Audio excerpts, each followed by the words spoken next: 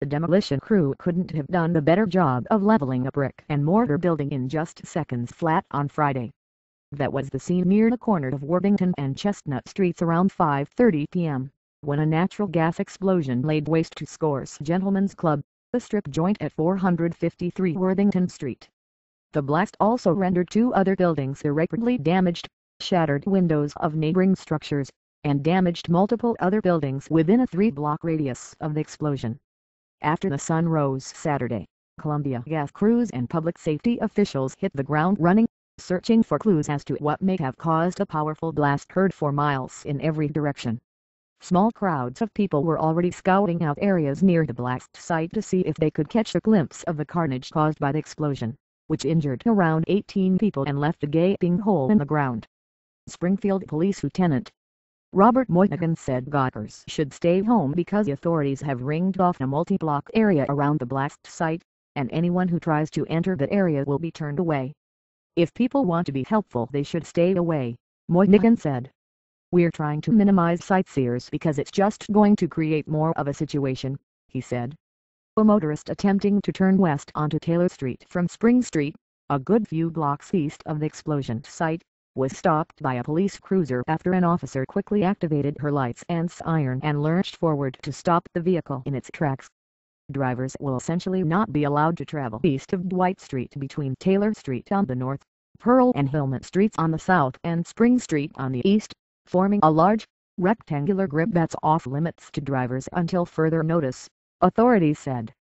Gas workers were seen working earlier this morning near Armory Commons, at the corner of Spring and Pearl Streets, but news crews trying to get an up-close look at the damage were being corralled a few blocks east of the blast site, particularly around the site of the former Lido restaurant. Among the injured were several city workers, the bulk of whom were firefighters. Their injuries were not life-threatening, officials have said. About an hour before the blast, officials had already evacuated part of the city's entertainment district after a strong odor of gas was detected. Firefighters, police officers and gas company workers were in the area when the explosion occurred. The incident, which made national news and was among the lead items on this morning's Today Show on NBC, has been dubbed The Miracle on Worthington Street, a play on the classic 1947 film The Miracle on 34th Street, starring Maureen O'Hara.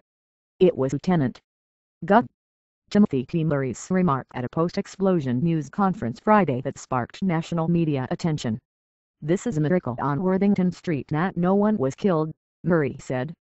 Officials pointed out just what a near-miss the explosion was, noting that the Square One Day Care Center was closed at the time of the blast, which occurred only hours after the city was filled with thousands of spectators watching the parade of the big balloons.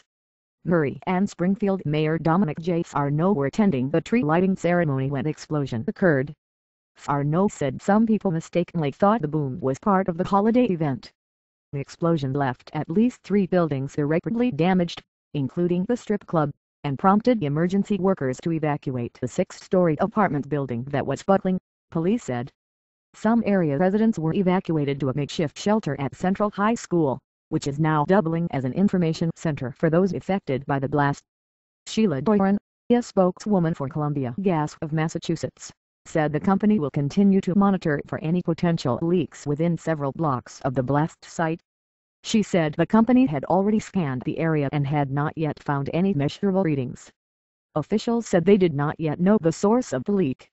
The incident was the latest in a series of disastrous incidents that have tested the mettle of city officials and residents, including the June 2011 tornado,